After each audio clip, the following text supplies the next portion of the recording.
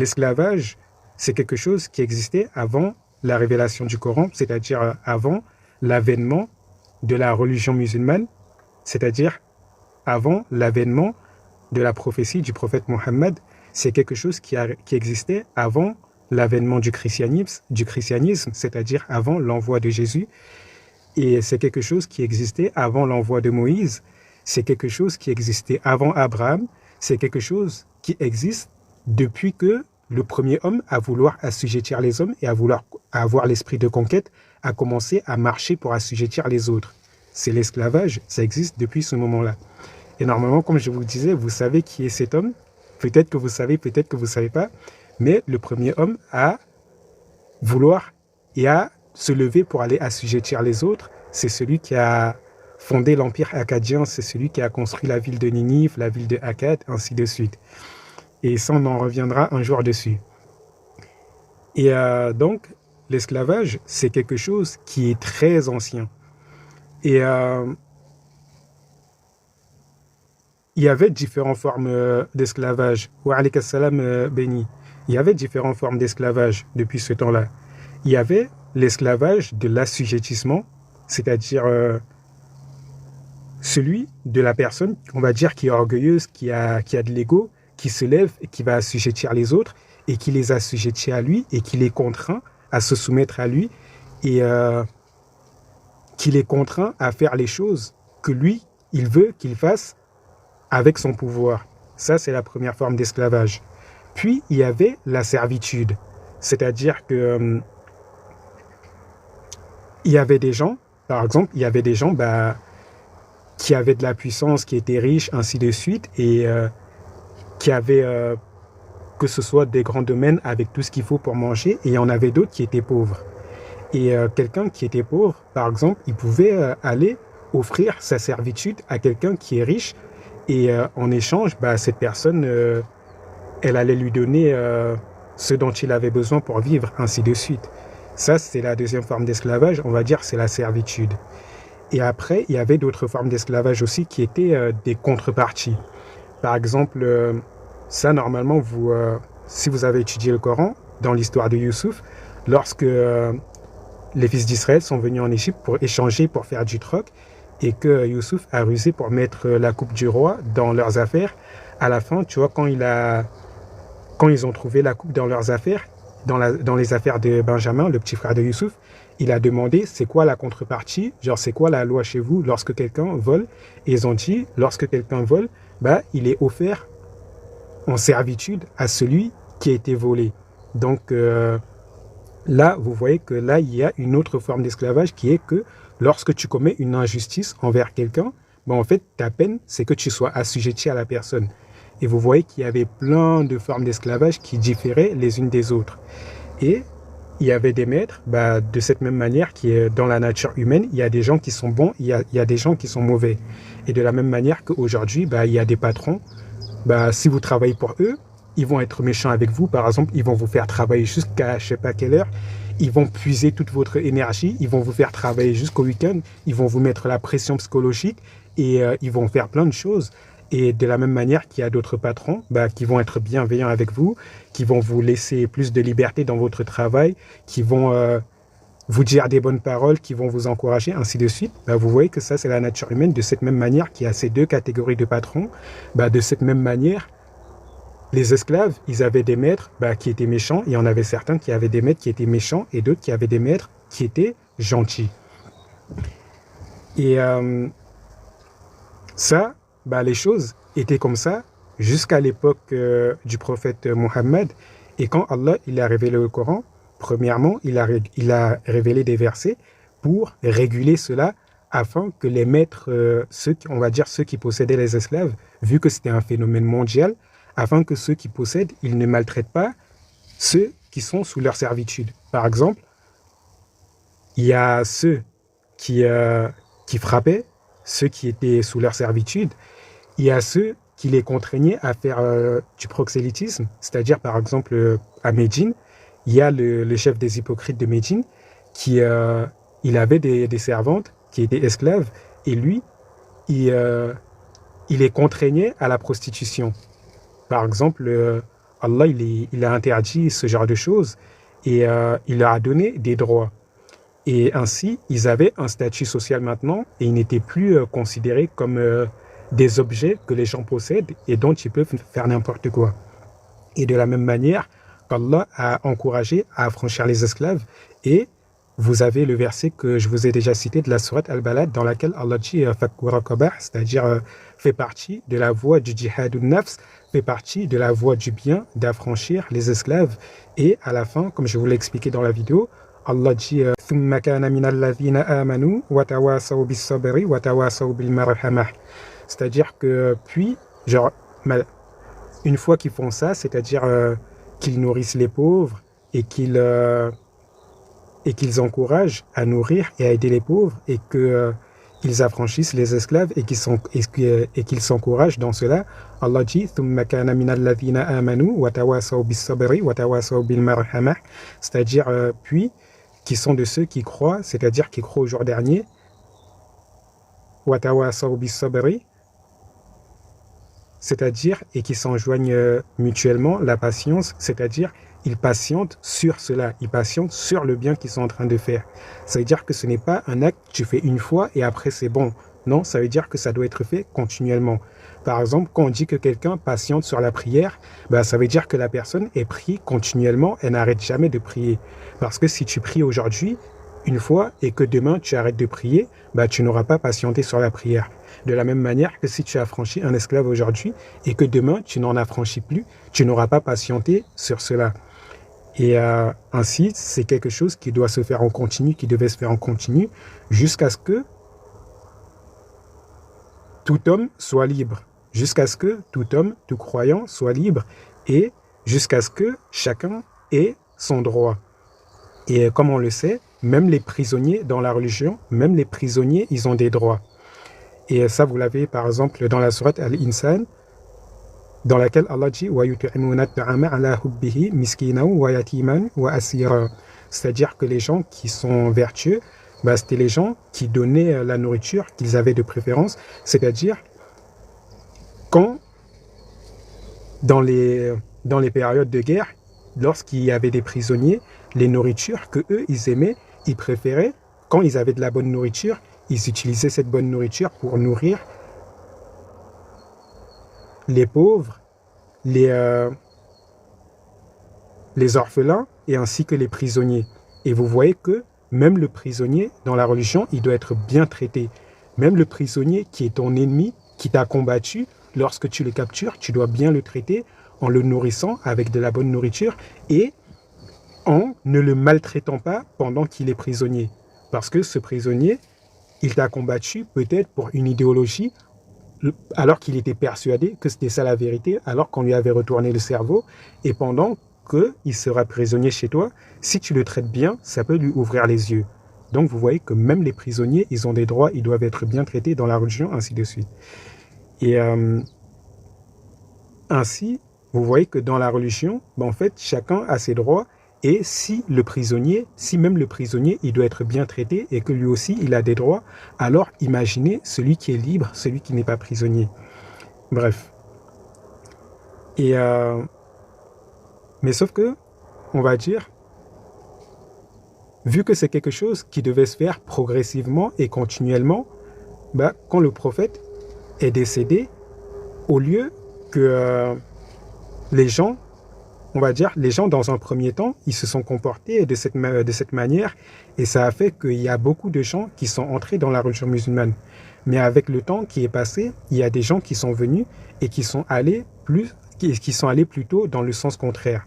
C'est-à-dire qu'une fois que les musulmans furent dans la fatuité, c'est-à-dire une fois qu'ils furent riches et qu'ils furent dans l'abondance et la luxure, en fait, ils sont tombés dans le même piège dans lequel tous les autres sont tombés, c'est-à-dire à se croire supérieurs et à ne plus donner leurs droits aux autres et à ne plus se pencher sur l'application de ces préceptes religieux que Allah avait ordonnés et à ne plus se pencher sur le jihad nafs et à ne plus se pencher sur le fait d'être vertueux, ainsi de suite. Et cela a fait que ils se sont mis à se recomporter de la manière dont ils se comportaient avant l'avènement de l'islam. Et après, juste une petite histoire pour vous faire comprendre aussi une chose. Il y a l'histoire de Zayd. Et je ne sais pas si vous connaissez l'histoire de Zayd ibn Haritha, qui était le compagnon du prophète et qui était...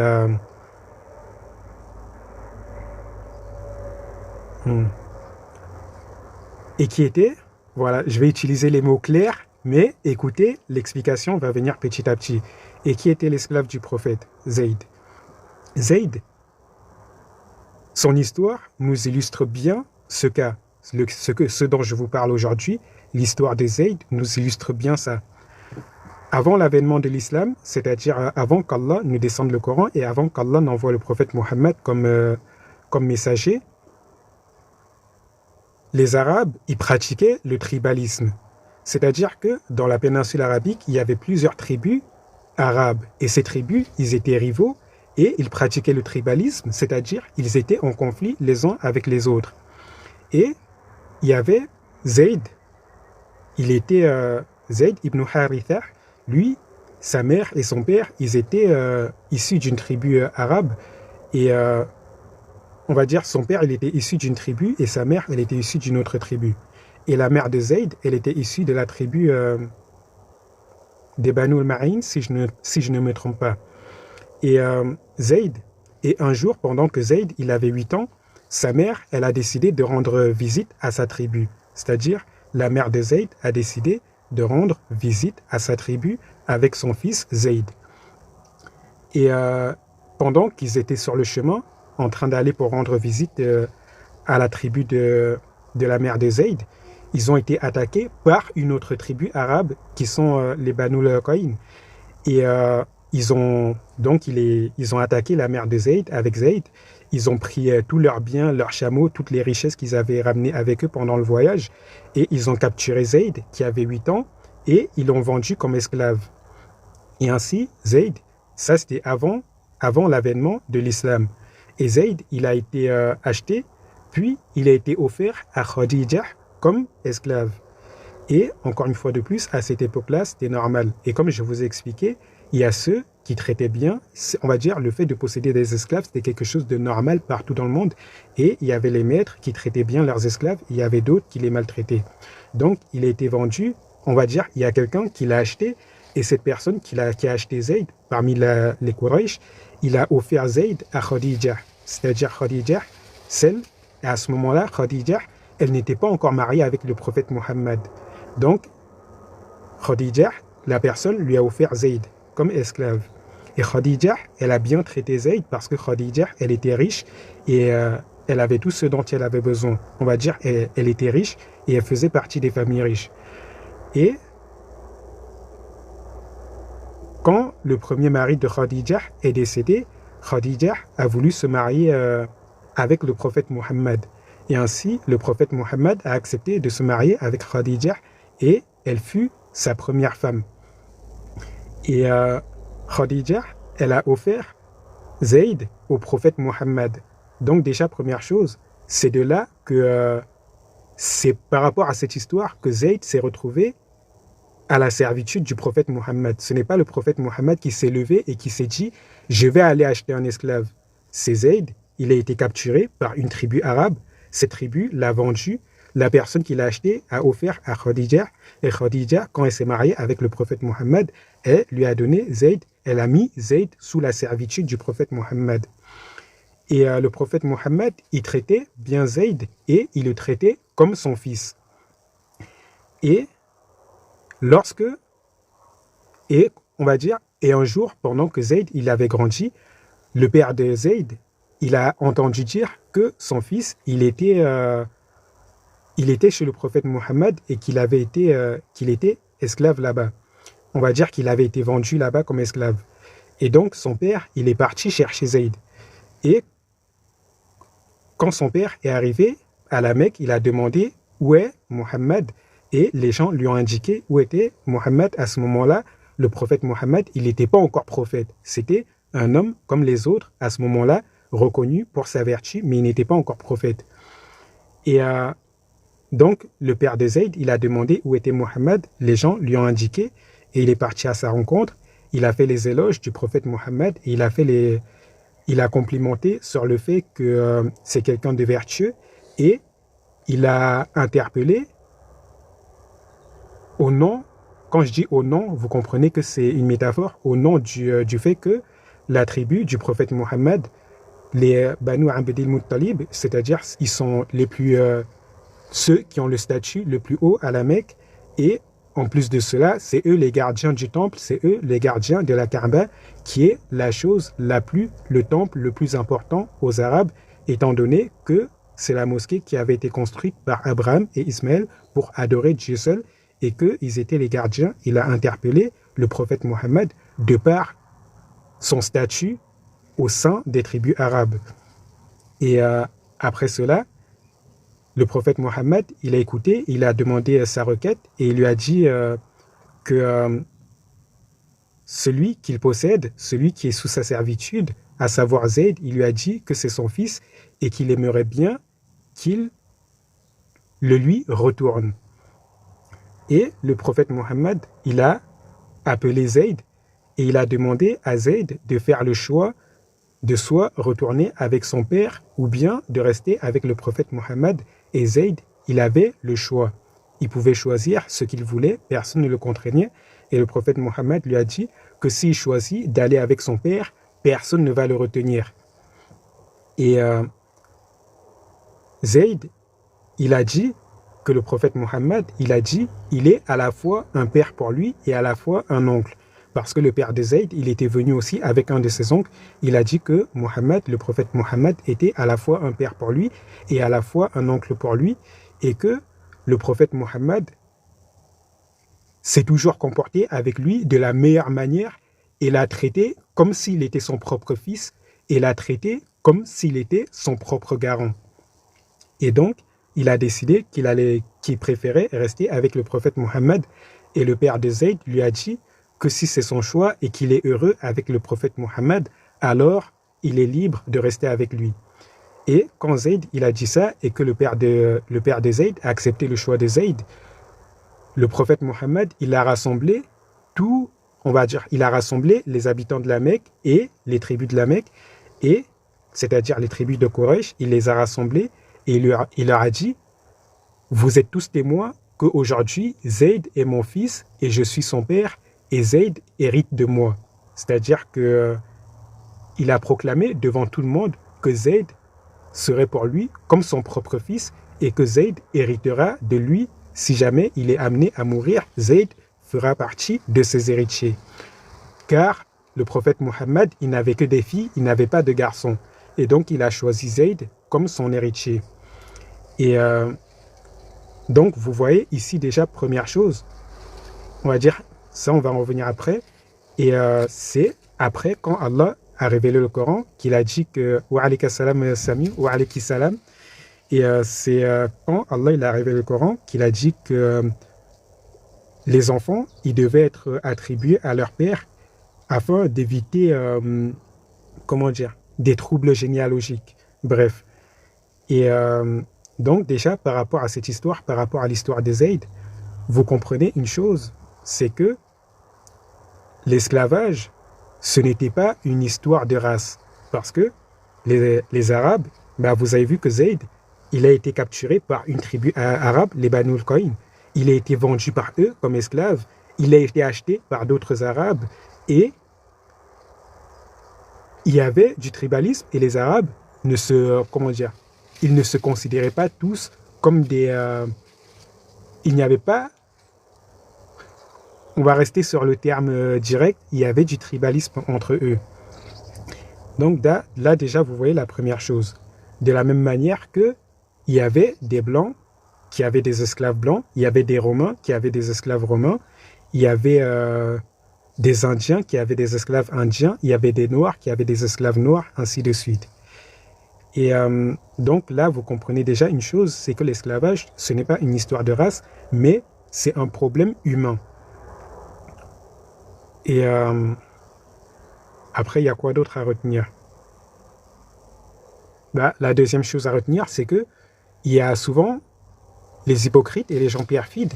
ils aiment bien utiliser le fait que le prophète Mohammed, il a possédé des esclaves, et ils citent l'exemple de Zayd, pour essayer de faire passer le prophète Mohammed pour une mauvaise personne. Mais cette histoire, ça vous permet de comprendre un contexte. Première chose, c'est que lui, il a bien traité Zayd, il a même nommé Zayd il a nommé Zayd comme étant son héritier, son seul héritier, étant donné qu'il avait que des filles. Donc déjà, vous voyez que là, c'était pas, les choses ne sont pas comme ils veulent y faire croire. Et deuxième chose, ce n'est pas lui qui est parti acheter un esclave, c'est les Arabes qui ont capturé Zayd, ils l'ont vendu, et Zayd, il a été offert à Khadija, et Khadija a mis Zayd sous la servitude du prophète Mohammed, et le prophète Mohammed l'a traité comme un fils, et il s'est porté garant de lui dans toutes ses affaires. Ça, c'est la deuxième chose. Et après, il y a quoi d'autre? Après, il y a le fait de la maltraitance des esclaves à cette époque-là. Et vous avez l'exemple, par exemple, de l'histoire de Bilal. Vous avez ça pour vous faire comprendre que c'est un problème humain, c'est-à-dire de la même manière qu'il y a des gens qui ont des bons patrons et d'autres qui ont des mauvais patrons, les choses étaient pareilles à cette époque-là.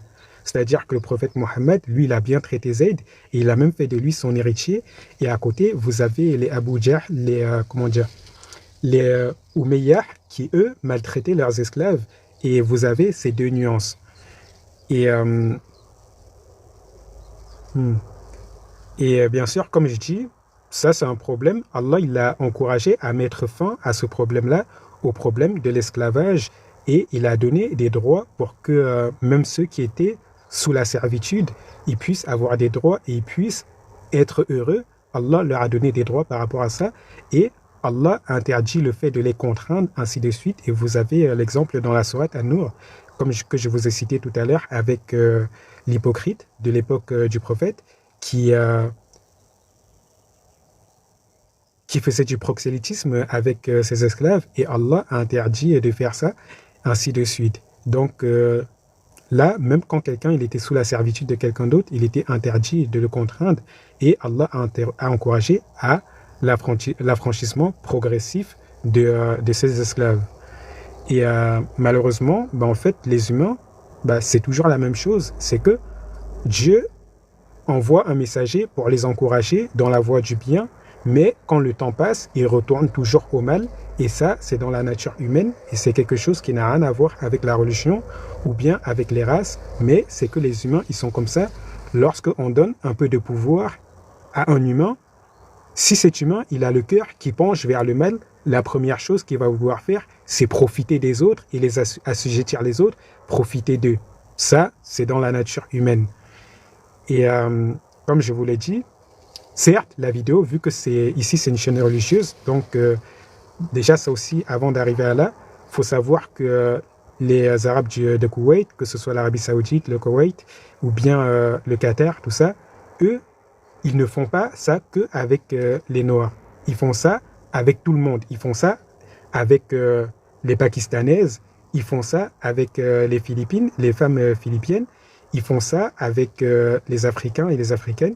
Ils font ça, en fait, ils font ça avec tous ceux qui ne font pas partie de leur tribu. Je ne sais pas si vous comprenez. Ils font ça avec tous ceux qui ne font pas partie de leur tribu. Et j'en avais déjà parlé avant, l'histoire de...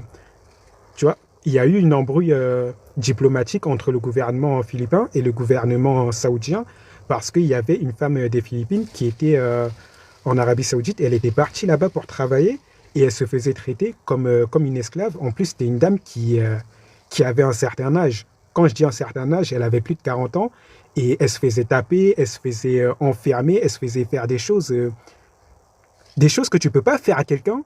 Tu peux pas, déjà, quand quelqu'un atteint un certain âge, ça ne te vient même pas à l'idée de frapper cette personne. Par exemple, quand une maman, tu sais qu'une femme, elle est maman, elle a un enfant, elle a plus de 30 ans, l'idée de la frapper, genre de lever la main sur elle, c'est immoral, c'est vraiment immoral et c'est abominable. Et genre là-bas, il lui faisait des choses comme ça. Et la femme, genre elle a pété un câble et elle avait poignardé son maître. C'est-à-dire, elle avait poignardé la personne qui l'a maltraitée comme ça, qui l'a traitée comme une esclave. Et elle avait été condamnée à mort par l'Arabie Saoudite. Et c'est ça qui a donné lieu à la brouille entre le gouvernement saoudien et le gouvernement des Philippines. Et ça, par exemple, vous avez des cas comme ça en Arabie Saoudite. Et vous avez des cas comme ça au Qatar.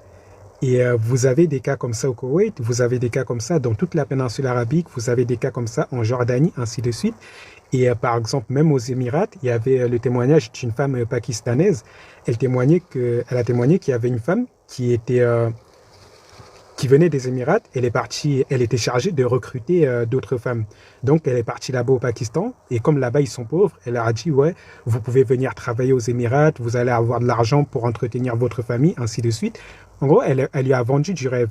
Et du coup, cette femme-là, pakistanaise, elle a accepté pour aider sa famille. Et quand elle est arrivée là-bas, ils lui ont retiré son passeport, ils l'ont vendu, il l'a traité comme un esclave, ainsi de suite. Donc, ça vous permet de comprendre aussi que c'est pas une question de race, c'est que maintenant, vu que les Arabes de la péninsule arabique, ils ont du pouvoir, ben en fait, ils abusent de ce pouvoir et ils n'accordent plus aucune importance à la moralité. Et bref, et ils se cachent derrière la religion pour faire cela, et c'est encore plus hypocrite. Et après, je pourrais citer quoi d'autre comme exemple par rapport à ça? Normalement, il y a plein de vidéos là-dessus, que ce soit en Jordanie, que ce soit aux Émirats, que ce soit en Arabie Saoudite, bien que ce soit au Koweït. Il y a plein de vidéos là-dessus et vous les trouvez assez facilement. Et pareillement, ça aussi, il faut souligner, c'est que souvent, quand je soulève les sujets comme ça, les gens en profitent, les hypocrites, vu que là, c'est, on va dire, c'est les femmes africaines qui témoignaient dans la vidéo et qu'à la fin, il y avait la partie du gouvernement philippin, mais les gens, ils n'y ont pas accordé de l'importance. Du coup, il y a beaucoup d'Africains qui sont venus essayer de se servir de ça pour en faire un problème religieux. Et ils oublient une chose, c'est que ceux qui sont chargés de recruter ces femmes africaines pour les vendre en Jordanie, pour que ceux qui sont chargés de faire, de gérer en Jordanie et de les vendre dans la péninsule arabique, ceux qui sont chargés, on va dire, le premier maillon du recrutement qui se trouve en Afrique, ce sont des Noirs. C'est-à-dire, ce sont des agences noires qui sont le premier maillon de recrutement, et ce premier maillon de recrutement se trouve en Afrique, et c'est les gens de ce premier maillon de recrutement, ce sont des Noirs. C'est-à-dire que ce sont des Noirs qui vont soudoyer d'autres Noirs et qui les vendent aux Jordaniens, et ensuite les Jordaniens, ils les vendent aux Saoudiens, et ils les vendent aux Émirats, ils les vendent au Koweït, ainsi de suite. Et bien sûr, ça va aussi, il y a même en Iran, en Irak, il y a ça aussi. C'est vraiment toute la péninsule arabique qui est dans ce problème. Et donc, là, en gros, vous comprenez encore une chose, c'est que ceux qui viennent essayer d'utiliser ça pour attaquer une race, ou bien pour dire le problème, c'est pour en faire un problème raciste, mais en fait, ce sont des gens qui, soit ils connaissent pas, ils savent pas comment ça fonctionne, les agences de recrutement qui sont derrière ça, soit ce sont des hypocrites qui ne voient pas le problème qu'il y a chez eux. Bref. Et déjà, j'espère que vous avez compris tout ce qu'il y a à comprendre sur ce sujet-là, et j'espère que ça a été assez clair. Et Angèle, oui, ceci, ça se fait aujourd'hui. Justement, c'est d'actualité là. Et déjà, je ne sais pas s'il y a des gens qui ont passé le salam pendant que je parlais. Et je dis wa alaykoum salam. Et s'il y a des gens qui ont passé le bonjour aussi, bah, je vous dis bonjour aussi. Et bref, et je ne sais pas s'il y a des gens qui ont posé des questions, mais je vais essayer de regarder.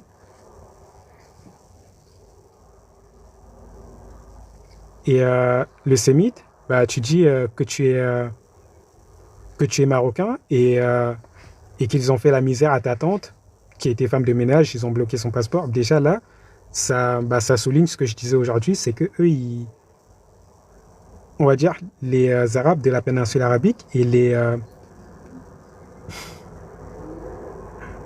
j'allais dire les Bédouins, mais aujourd'hui, tu vois, c'est les Bédouins en arabe, bah, ça se dit arabe, c'est-à-dire c'est aussi des Arabes, c'est-à-dire eux, ils ne se soucient, eux, c'est pas un truc de race, c'est pas un souci de race pour eux, c'est que s'ils peuvent abuser de quelqu'un, ils vont abuser de la personne. Et wa alayka salam Renaissance, et j'espère que tu vas bien. Et Amine Renaissance.